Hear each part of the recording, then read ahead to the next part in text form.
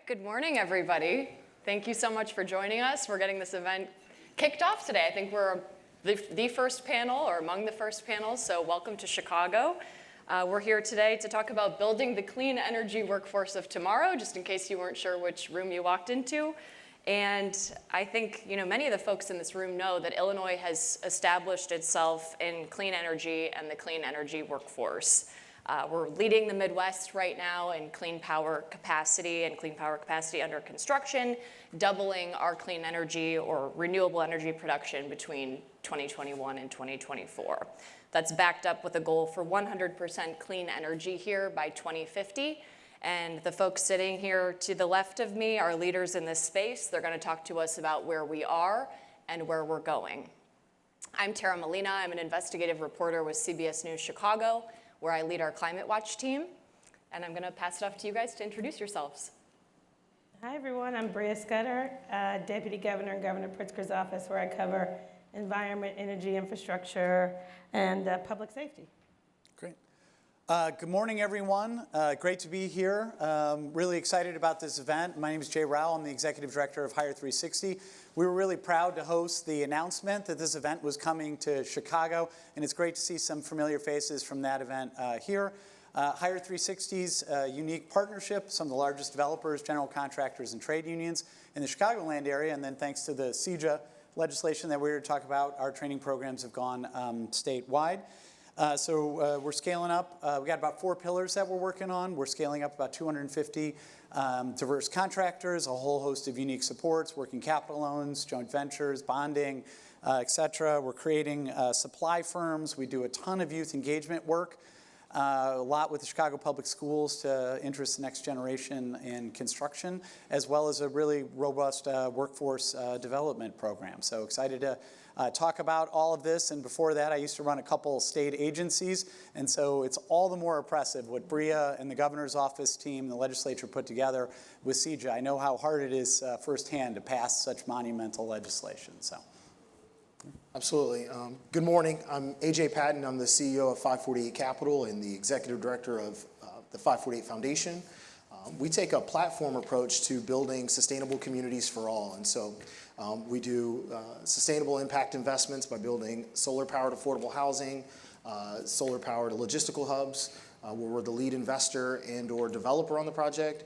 And then what we found is equally as important as the investment is who gets the jobs and who benefits from those economic intentionalities. And so we started a foundation around workforce training to make sure that local residents get first dibs on the jobs. And so we are, as of 5 minutes ago, we are starting our 500th member of our program that works through our program and Earn While You Learn and learns the trades of basic construction and clean energy. So happy to be here.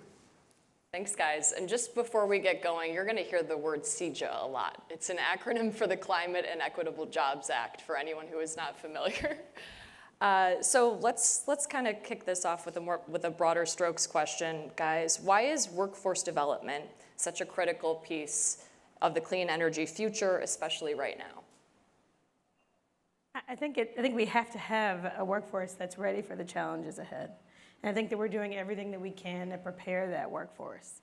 We're going to keep saying CEJA, as you said.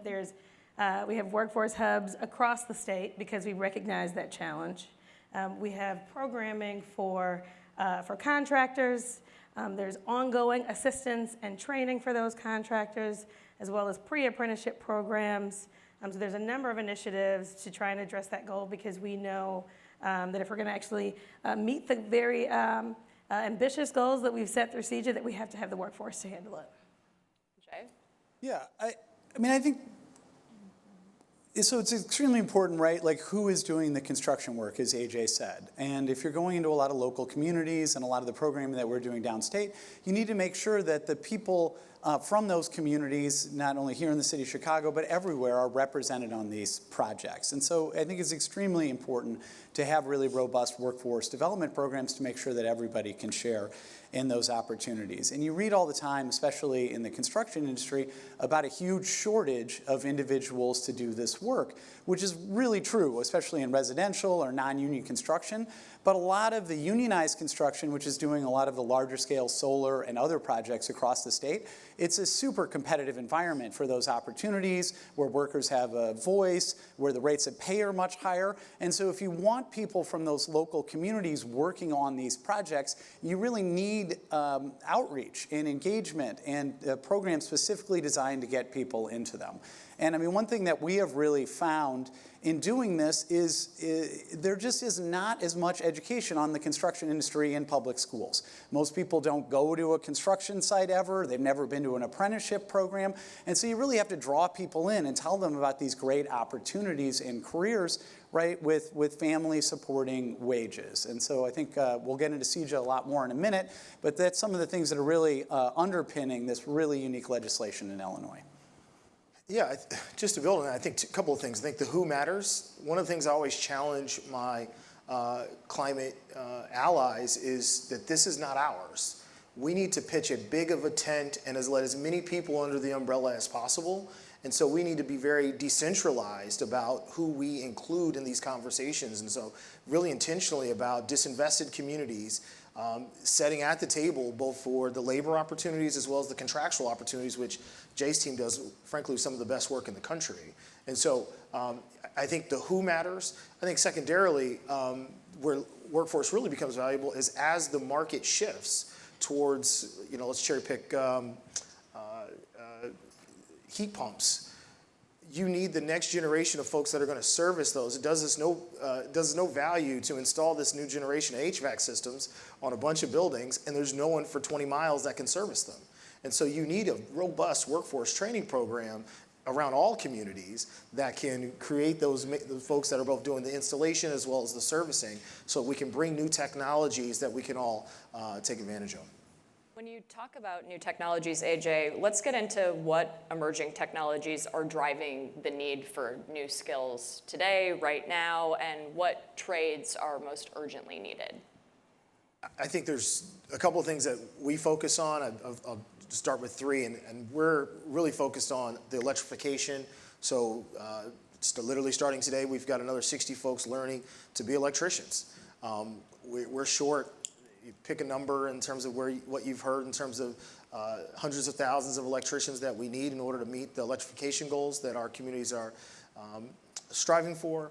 Obviously, heat pumps, and then I still carry the flag for rooftop solar. Many of you flew into O'Hare. If you flew into Las Vegas, Phoenix, many of the other markets, every single roof is covered in solar. You flew into Chicago and every single roof was blank for the most part. I find that absolutely shameful. And we have advocated and will continue to push. Those are the next opportunities. That's the next land grab, if you will, because those are spaces where we can create clean energy at a low cost and really provide real opportunities both economically as well as bring the Midwest to the very front of clean energy and distribution. Yeah, I mean, I agree with AJ on what some of the technologies are that really need more training. I also really feel that it's one of the great parts about unionized construction is there's a whole series of schools, like it's another college system, right, that trains tens of thousands of people. And so it's adaptable as new technologies come online on the market. People can go back to the hall, go back to the apprenticeship school and learn those new skills. And we routinely partner with different trades around different technologies that are being adopted, how we can utilize that existing workforce and existing school system to upskill and continue to evolve.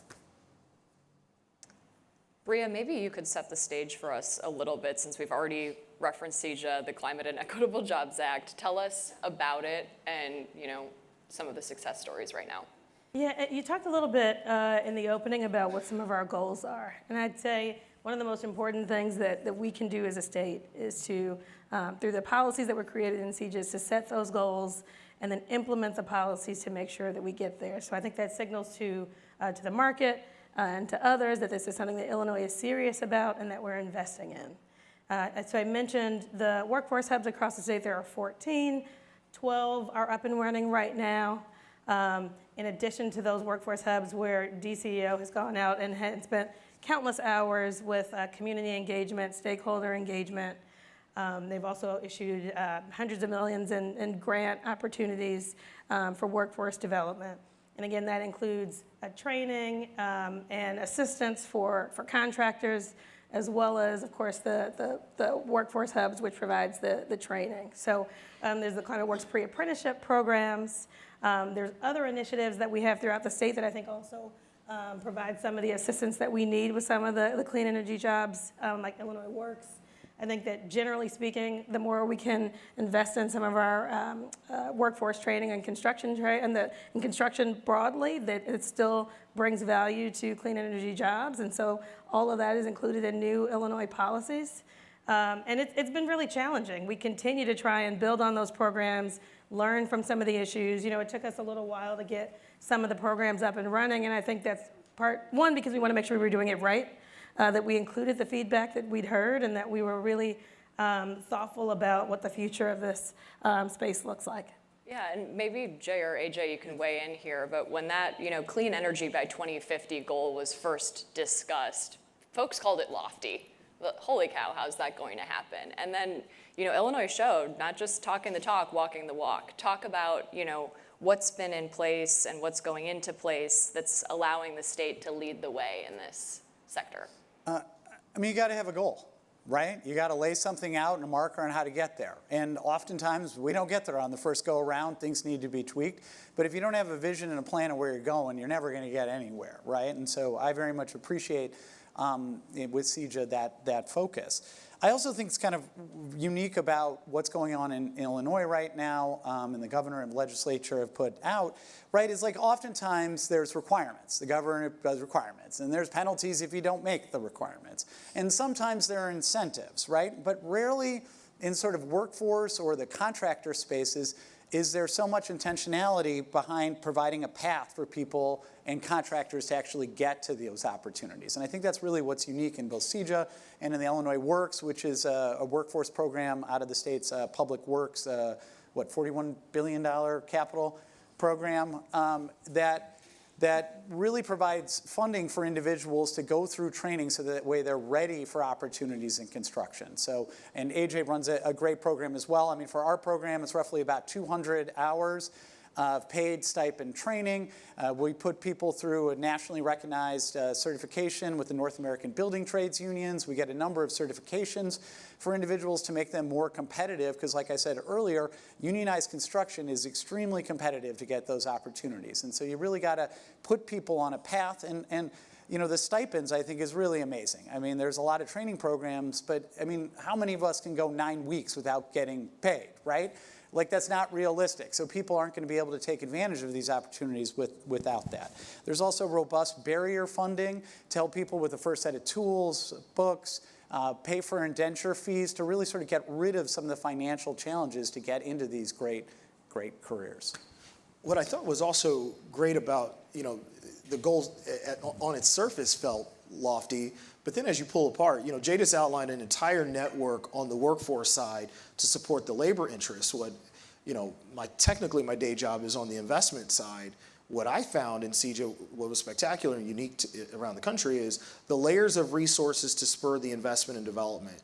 And so you saw essentially every major solar developer in the country come to Illinois to invest in community solar, utility scale solar, rooftop C&I solar, and then obviously the residential market became almost robust almost overnight.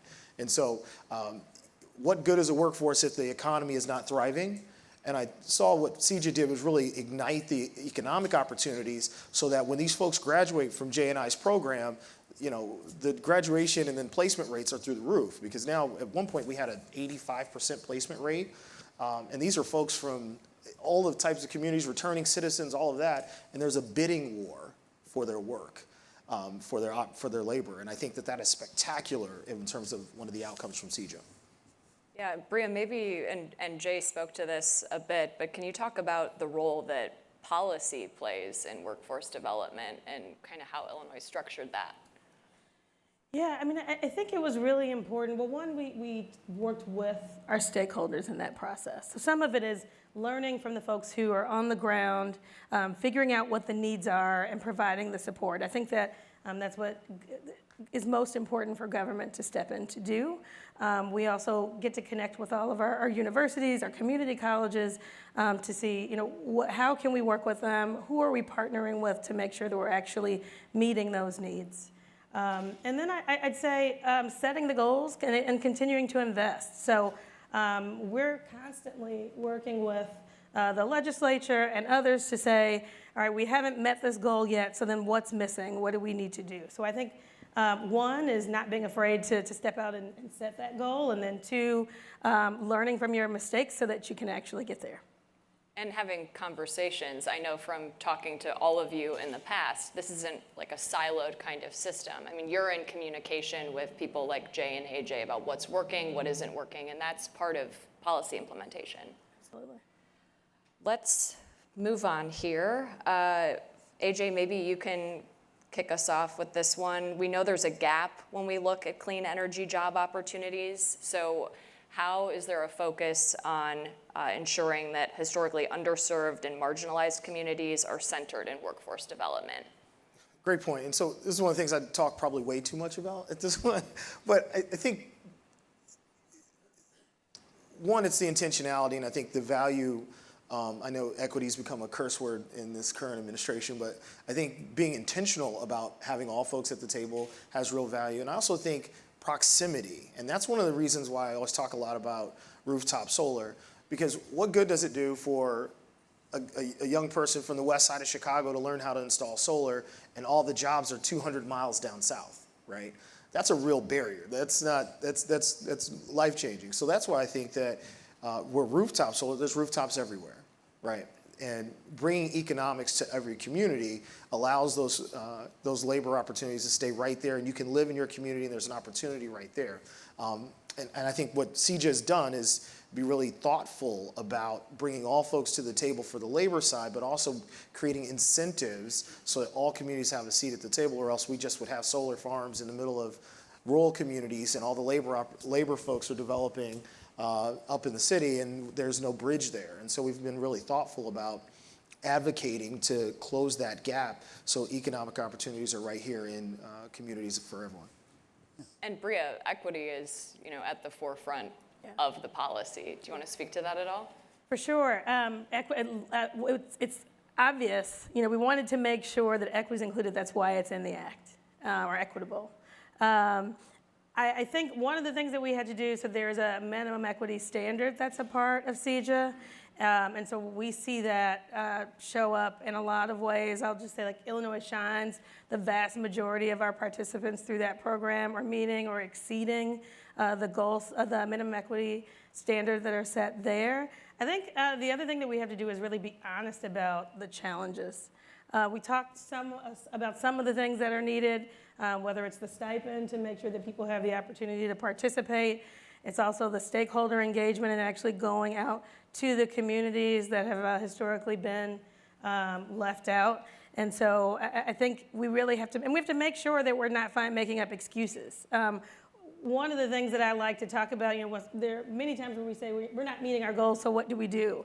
But what you can't do is give up. We regularly will hear participants say, well, what if we just, can't we just keep doing waivers? Or isn't there, another way to, try, so we're trying, and isn't that enough? And we know that this isn't easy. It's not something that's going to happen overnight, but I think it's holding people accountable along with providing the tools that are needed to make sure the diversity is included.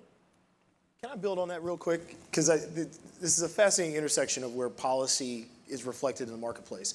So she mentioned the minimum equity standard, which puts in that if you're going to invest and build a utility scale solar, there's a minimum standard of communities that come from specific zip codes that need to be reflected in the labor hours, right? So this is how this looks in real life then. So we graduate 100 students a month ago, 140 students. Instead of us doing a job fair, we have a hiring event, and so this is not just like kind of a whatever job fair, shake hands, move on. Literally, the interviews are happening on the spot. Offers are being handed in. All these folks are getting job offers within 3 to 4 weeks of graduating from the program. Coming from that, the contractors are literally paying to get in the door for our hiring event. We charge them like $75 just to cover bagels. But the point, but the point is, like, people are literally paying for the chance to interview a returning citizen who just finished a 14-week training program. That is fascinating when you think about seeing that visually, and it's just amazing about the intersectionality of policy and economic opportunity and how that's reflected, because 90% of our program currently is Black and Latino men, even though I should shout out our last 2 valedictorians have been women. But to think about those folks being at the front of the line to get these job opportunities, I think is absolutely powerful. Yeah, and if I could add, right, on the equity component, I mean, it's just literally infused everywhere in this act, and including on specifically who we can train for these programs and the contractors that the requirements to utilize, right? So it's in the act to be an equity eligible person. You have to live in a cannabis justice or an environmental justice area, be a returning citizen. And so it's really just right in there in the act, right? So if your community has had environmental challenges, you're prioritized to get the job opportunities, and then our requirements for contractors and developers to utilize that workforce. So I think it was really thoughtfully done in that way to ensure there are opportunities. Going over opportunities and successes, let's chat a little bit about some of the challenges that you faced off the bat and maybe how those challenges have changed over the years. I mentioned that, we had ambitious goals. And I think there was an expectation that we would automatically, we'd have programs that start immediately, and everyone wants to see results immediately. And I mean, to be frank, we're talking about workforce challenges in clean energy. There's workforce challenges in state government. So we actually had to build the staff within the agencies to, carry out the assignment. And that took time. We also needed to make sure, and I said earlier, you want to get it right. So how are you including stakeholder feedback? What are the standards of the training? We're working with local organizations that need some assistance. And so that means communicating with them, having ongoing communication so that you're able to actually, because you don't want to just give out a grant and then that, whoever the grantee isn't able to, to carry out the task or meet the goal. And so it's a team effort in that way. And also just developing the RFPs and, every step of this took a lot of effort and it took time. And even though it took longer than we would have liked, I do think that we're finally seeing some of those results. And I'm excited about the workforce that Illinois is building. Yeah, and I mean, to build off of that, right, so first the government has to put these things together, as Bria articulated, and then, if you're lucky enough to win one of these grants, right, for us, we were doing training primarily in the Chicagoland area. So you really have to build out a network of people all across the state to do this, right? And so many of the partners that we brought on board had never done pre-apprenticeship training before. They had not been in the construction space before. And so it takes a while to stand a lot of that up. You have to train all of them, also familiarize themselves, right? Because this is government money. You got to make sure it's all accounted for, how that all works out. So it's a process. So, thrilled that we got a number of our cohorts, most of them really starting in January, and are starting to get people placed all over. But, it takes a minute. And in a world where you can get anything delivered to you in 2 hours off your phone, there isn't a lot of patience for that stuff, right? But if you want to do something thoughtfully and well, it just takes a little bit of time to get it off the ground. I mean, that is so, without getting under the hood, it's just scaling this was, you're talking about 500 students in 10 months. That's a boatload of, 25, staffing up, finding the right infrastructure for that.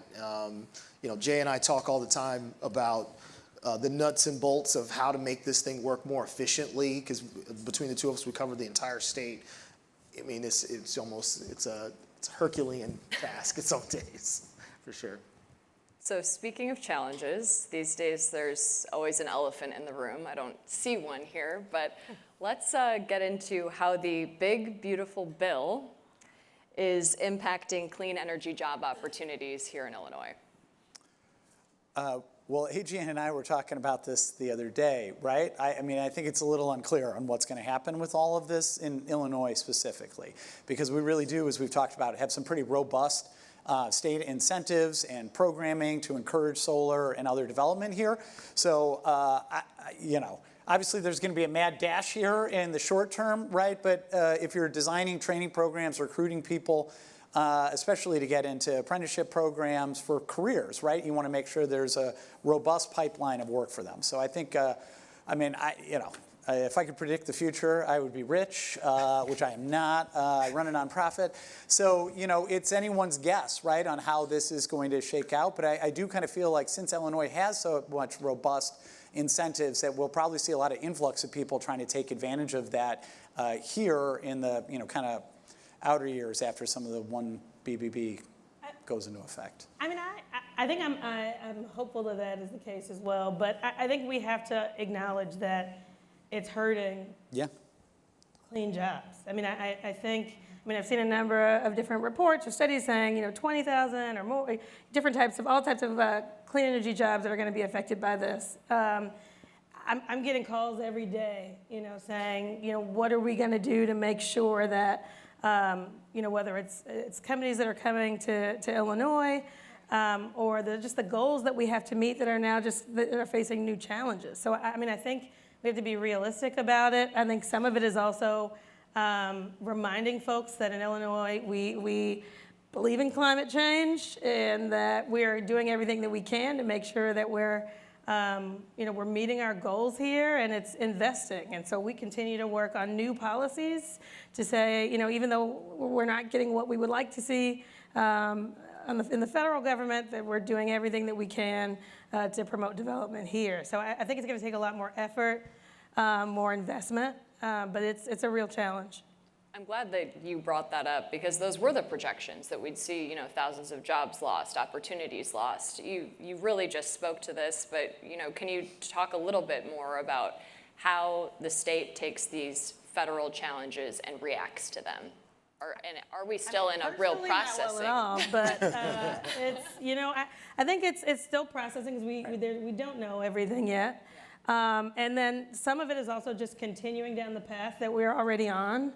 And then, again, talking with industry to figure out, what do we need to do as a state to make sure that they'll stay. So it's kind of a combination. It's all hands on deck, but I think people are scared, and I think we see that, but we're doing everything we can, and I'm very optimistic about the work that we're doing together. Maybe talk a little bit more about the state incentives that you think, sets Illinois up to succeed even in a climate like this one. Yeah, some of that, well, one, we're continuing to negotiate energy legislation in Springfield, so that would include new programs, that would include things like integrated resources planning so that we can add new clean energy programs and procurement for the state. So we're talking about storage, something that we obviously need, and we needed to try and fight the increased prices that we're seeing in capacity. It's a tool that we need to have an incentive for here in Illinois. And energy efficiency, it's another way that we're going to bring more jobs to the state, have an impact on climate, and also address some of the real serious price increases we're seeing. Yeah, let's move back into the workforce side of this. What does it take to design training programs that go beyond entry-level jobs? I know that was a criticism early on here. Again, I'm going to advocate for the labor movement on this one, right? You're not getting a job when you get into an apprenticeship program just to be someone who's only trained on, how to do the electrical around a solar panel, which is extremely valuable and critical, especially on some of these large projects. But you're learning how to be an electrician, right? You're learning how to do residential work, commercial, industrial, and so that way when there are significant changes, right, to what the incentives are on the federal level, you've built a skill set so that way you can avail yourself on other opportunities, whether it's some of the public works projects in Illinois, highway work, residential towers or what have you. And I think that's one of the great parts about joining a labor union and having that opportunity is that you're not just getting one, narrow skill set. You're available to do so much and learn how to do so much more. Tara, one of the things that's important for us, I bet we probably spent a third of our program on on the humanity piece of this, the professional development, building a great professional. I think that tends to get lost in some of these conversations where folks have not been invested really intentionally through that lens. And so we spend a lot of time on professional development. You know, I can teach you a trade, but if I don't change your heart, then we kind of miss the moment. And so we spend a lot of time with the person and making sure that everyone's registered to vote, they get a driver's license. We talk about punctuality and being present in the moment and what's it like to be a leader in the community. Because if you graduate this program and you're from North Lawndale, which is a West Side community here in Chicago, you've become a leader now. You've gotten now into the middle class. People are looking at you for direction and consistency and continuity, and that's one of the things we really talk a lot about. What's it mean to be a community leader now? Because that's what an electrician is. Any success stories that you've seen where, an entry-level job turns into more of a career pathway in the past couple of years? I know you've got a few. I mean, Like this all day. yeah, it's all day too, right? I mean, like Lily Baker, who she had just overcome cervical cancer. She had a lot of struggles, right? She got into our training program and now just joined the electricians out of Decatur, right? And is doing great, right? Artel Potts, who was previously experiencing homelessness, had a lot of challenges in his life, went through our program with Goodwill, is off in the Painters Union, doing great. I mean, I think AJ and I together could go on and do this all day. And I mean, that's really why I love doing this and I'm so passionate about it, right? Like, I used to run the state's Department of Employment Security during the Great Recession, which, everybody always asks me, like, I mean, that's got to be really depressing, right? When you have thousands and thousands of people every day coming unemployed, right? But what you really got to focus on, and what I tried to do then, and why I was so interested in doing this work, is on how you can get that one individual a job, how you get those people back on their feet. And these careers are really life-changing, right, with the pay scale in the unionized workforce, right? And I think AJ said it really well, right? You're creating leaders in these communities. And what I think is most heartening is not only the people we get a job for, is when they send their friends back to us, right? Like, they know what this did for their life, right? And they know someone else that's going to be a great fit for that, right? And it's hard not to feel pretty good about that a lot of days. Got me thinking about it, yeah. Yeah, I think about, there's tons, both sides of that. My organization, frankly, we're not great storytellers. We're not good, crappy website, not good social media, not really good at that part. We've done such good work that the graduates of the program go and tell other folks, where we've done very little recruiting. We've had upwards of 300-400 person wait list to get into the program, and we've had that for 2 straight years. And so just because the word gets out that you're really going to get a job opportunity at the end of the program. When I think of the stories of the students, there's tons of, I think of Matthew, who was sleeping on the blue line, which is the line that takes you to O'Hare. Now he's with the fencing union. Marcus was, sends a TikTok. He's on the roof and there's rap music playing and he's installing a stove. It's like all these cool stories. We have a running joke that our very first cohort, there's no photos from the graduation because I ugly cried so bad. There was like no photos. You made sure. I made sure there was, New gone. goal, find one. There you go.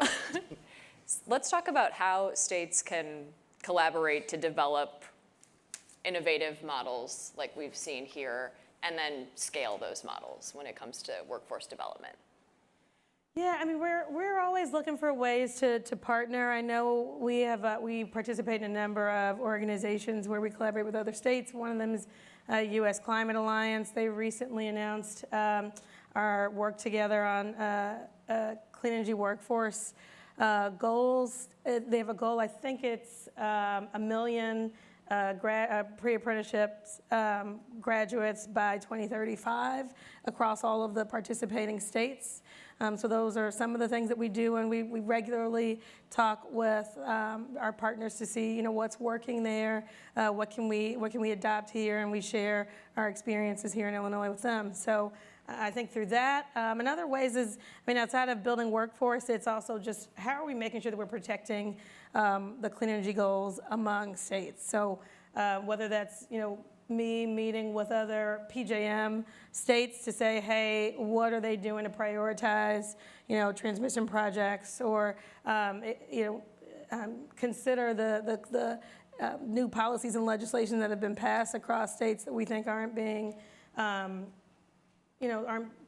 fully considered at that level. So I think it's participating and partnering when it comes to policy issues, and then also partnering on workforce training.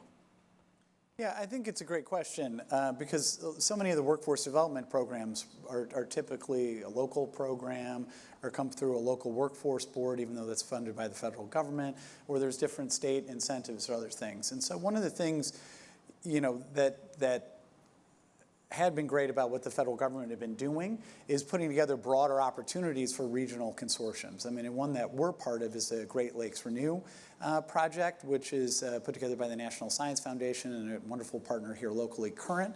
And we've been meeting routinely with organizations like ours in Milwaukee and Cleveland and other places about putting together sort of a more cohesive water curriculum to prepare people for those jobs, right, where that have a ton of commonality across those different localities, right, and what the best practices are that could be adopted. And so, I hope in the future we'll see more of a federal push, right, to get us on the same page. I mean, so many of the contractors move back and forth. So many of the people who develop, like public-private partnerships around these things, right, are moving into multiple states. But so much of the workforce and how we prepare and train our communities, right, is very siloed and local. So, and that's one example of what we've been doing here. And I hope we can do a lot more of that out of some of those connections that we've already made.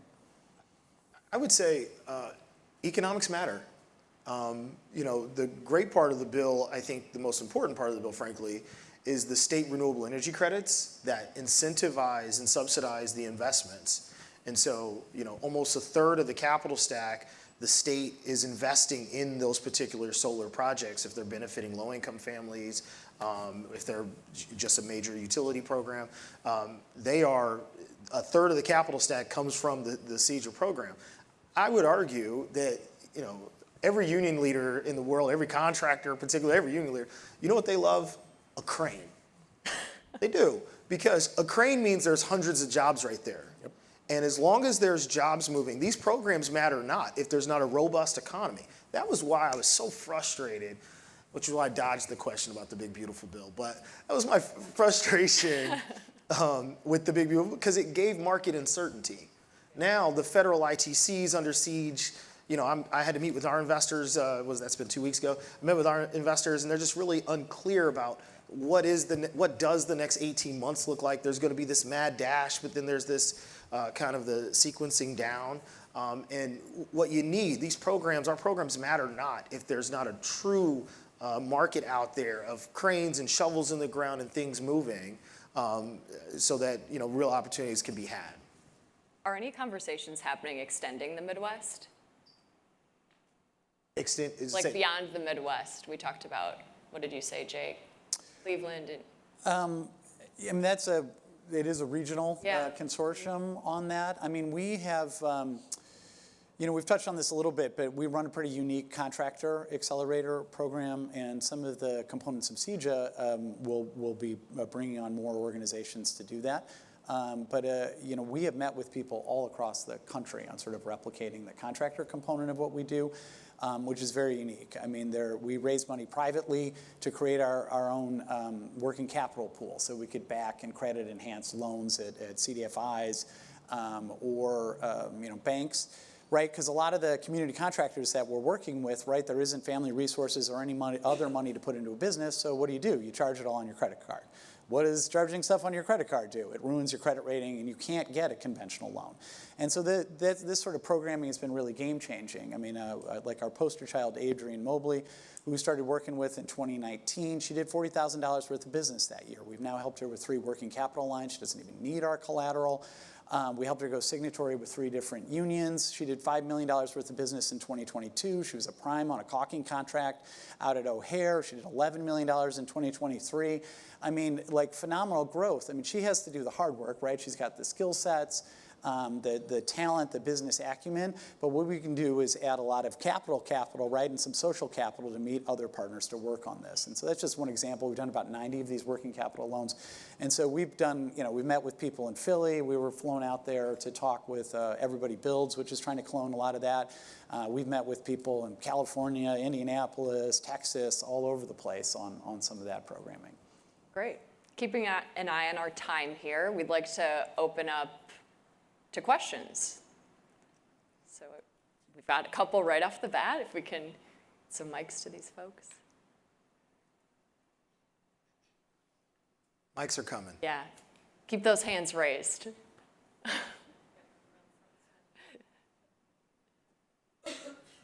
Thank you. Hi, my name's Emma Fisher with Climate Cabinet. Thank you so much. This is truly inspiring work. My question is about transportation jobs. When I think about clean energy jobs, one of the first things I think about is public transportation. And of course, in Illinois, we have had major news with our legislature failing to authorize public transportation funding. So I would love to hear what you're working on in particular in the legislature and governor's office to make sure that we can protect these thousands of CTA public transportation jobs and also the climate importance of our public transportation system.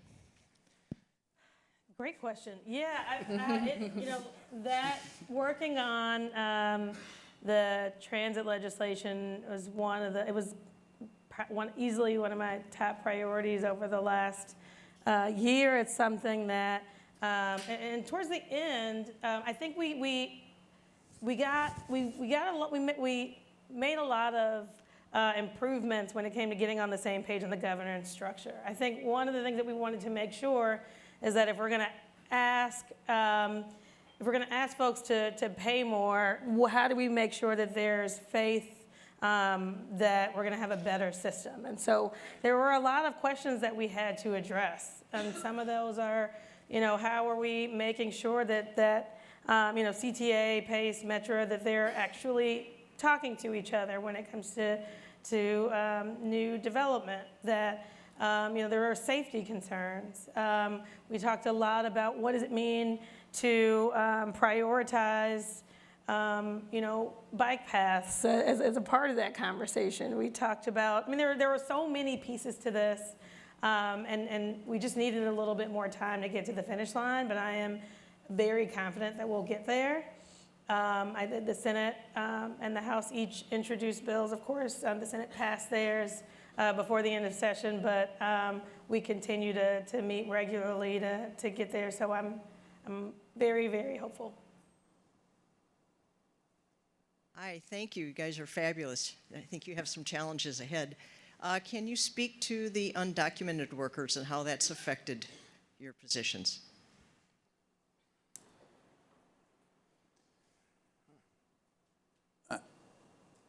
So for a lot of the training that's being done under the CEJA legislation, there's requirements, right, that people are in a USDOL registered apprenticeship, and I don't make the rules for that.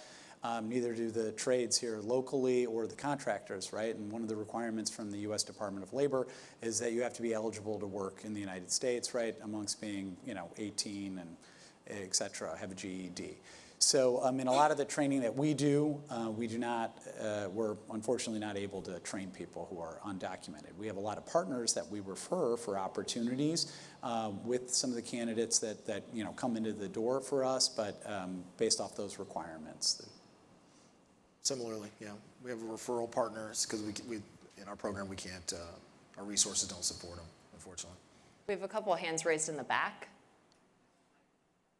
Oh, I'm sorry. Go ahead. Hi, I'm Vanessa from University of Pennsylvania Engineering School, and I've seen what's going on in Germany for many, many years, where there's a trade track and then a normal kind of four-year college track. And I think with the advent of the GI Bill, we actually got rid of trade schools. And I was curious, what work is being done at the high school level to funnel our students into trades? Because there's that mindset, which is if you're going into trade, it means that you're not great academically and all that. And I think that mindset is really hurting our economy. But I don't know what's the work being done to change that mindset and help earlier on. You go first. Go ahead, Okay. because I'm going to go on a different tangent. Okay. He's about to jump out of his seat. Right, I think who runs the schools, right, is very important on what happens with that. And so I've been very excited about the directions that the Chicago Public Schools has gone over recent years. You know, and I would argue it's a lot about no child left behind, right, which really moved us, which is just college is the only thing that schools and guidance counselors and others are rated on, right?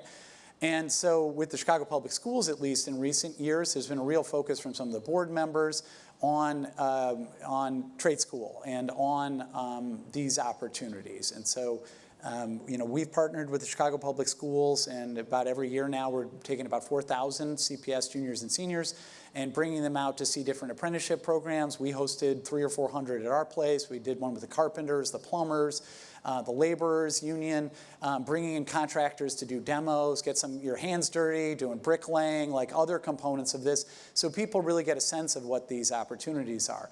And right now this summer, we have a program in partnership with the Laborers Local 1001 and the City of Chicago and Streets and Sand, where we have 100 just graduated CPS seniors who have a laborer's trainee card where they're working with Streets and Sand, so cleaning up parks, stuff like that this summer.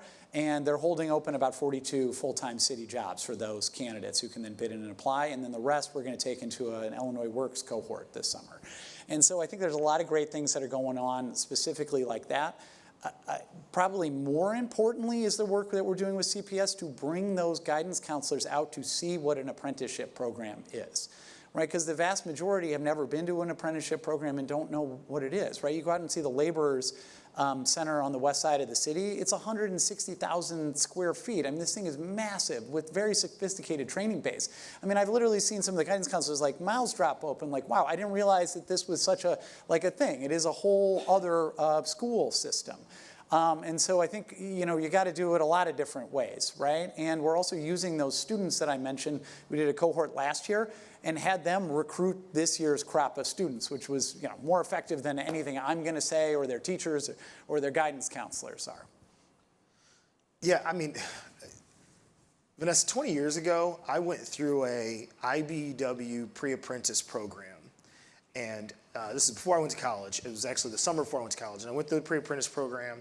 And I will die remembering that one of the journeymen we were all at lunch, and the guy just starts ribbing me. He was like, why are you going to college? In this really condescending way, like, you know, jokingly amongst the troops. And he made the point, which resonates so much with me now. He's like, this is 20 years ago. I make $100,000. I never went to college. I have no student debt. Yep.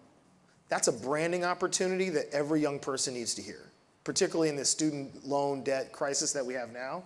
To hear him say that 20 years ago, while he was a lineman at Duke Energy, I think it was Duke when I was working for then, that's a branding opportunity that I think the trades need to put their arms around. And they are, that we need to really be thoughtful about how we put that in front of young people. Yeah. Maybe one more question. I think does someone in the back have the microphone?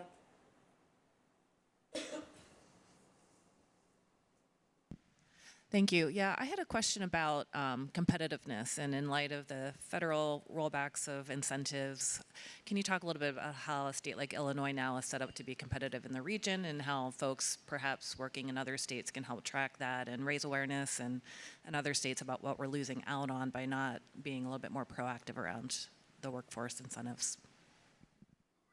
I think Illinois is very competitive. Anyone who is, we have the best marketer in our governor who is constantly, talking about these issues, bringing business to the state. So there's that. But I would also say through policies like CEJA, through the work that we continue to do through DCEO, through new initiatives that we're taking on with legislators. I think we're always willing to take new risks. I think we have strong partnerships. We have amazing schools, universities, and I get to work with these guys to make sure that we're we get to tell everyone we have the best workforce in the country. And so I'd say that we're doing a lot to be competitive. Economics, economics, economics. This matters not if it's not a robust market.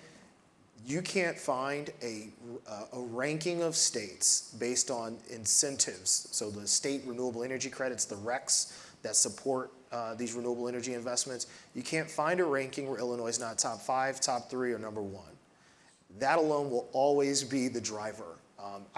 My students don't get opportunities unless there's shovels in the ground out there, and it's this kind of economic kind of push has got to stay, and that's where Illinois is at the top of the list. Let's wrap on a positive note. Talk about what gives you the most hope when you think about the future of clean energy and the workforce. What gives me the most hope? I mean, I think this group of folks. I think, we have leaders in this state that make clean energy and the environment a priority. And I am privileged to work with them every day. So I'm, this is, we've said before, Illinois is number 1. We continue to take on new initiatives, and I'm really excited to see what's next. I mean, I think for me, it's talking with some of our contractors, right, after they win a big project. I mean, we have an electrical contractor from Austin who got a $5 million piece of work doing solar for the first time, right, and listening to all of the struggles and challenges that they have had figuring it out, right, and how they're overcoming those and moving forward. I mean, talking about, with some of our graduates who have, overcoming cancer or other really challenging problems, right? And then still waking up every morning, showing up for class, putting in the effort in. I mean, it's hard not to be hopeful, even in this context, when you talk with people like that. Yeah, I mean, whether it's the students getting these jobs and sending me funny TikToks, or, the phone calls I get from investors saying, hey, it's time to double down on Illinois. And that, maybe the rooftop conversation, because of how efficient it is in the process versus doing utility scale, that it's kind of primed for this moment post Big Ugly Bill. And so I think that's gives me a lot of hope. I think I would also add, I feel like almost every day I get a call or text or meet someone and they thank me or thank the governor for the work that we're doing. And it's, I have to admit, after the last election, I was not hopeful. But in the time since, just seeing everyone step up, even on the difficult nights where we're, working late, there are people that see that, and it means a lot, and we hear it every day. Well, I think there's been a thread of hope throughout this conversation. It really stood out to me when AJ was talking about the desire, the need to get into this space. Anything else on that and kind of how it's changed over the years and how it looks right now? Yeah, I mean, when we started 548 on the investment side, this was almost 10 years ago, it sounded like, and this gives you a great, as I think about this, we sounded like Mad Men 10 years ago saying solar-powered affordable housing. And I would go from Connecticut to San Francisco saying, we should build affordable housing powered by clean energy. And I would get these looks of like, this guy is weird, like crazy, right? And now it's normalized. There's not a single rendering in the city of Chicago of an affordable housing development that does not have solar on it. And whether we're involved in it or not, I just know that carrying that flag for that long is, man, damn, that feels great. And I think that we've come a long way in keeping that fight. And regardless of who sits in Pennsylvania Avenue, we're going to keep fighting. Jay, do you want to add anything?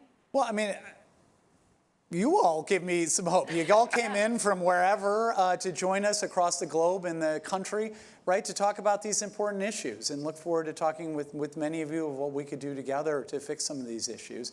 And a shameless plug and I've already talked to Greg and Kitty about bringing Aspen back next year. Don't you all want to come back already? Yeah, so come back to Chicago. But there's a lot of great work that's going to come out of this conference, and really appreciate you all taking the time and coming out here to be with us. Took the words right out of my mouth. Oh, So, thank you for joining us this morning, and I really feel like we've kicked off on a positive start, so really appreciate you all being here with us. If we didn't get to any of your questions, I'm sorry. Maybe we can get to those once we wrap here today. But again, I'm Tara Molina. Thank you so much for spending the morning here. Thank you, Bria Scudder, Jay Rowell, and AJ Patton. You guys are fabulous and true leaders in this space.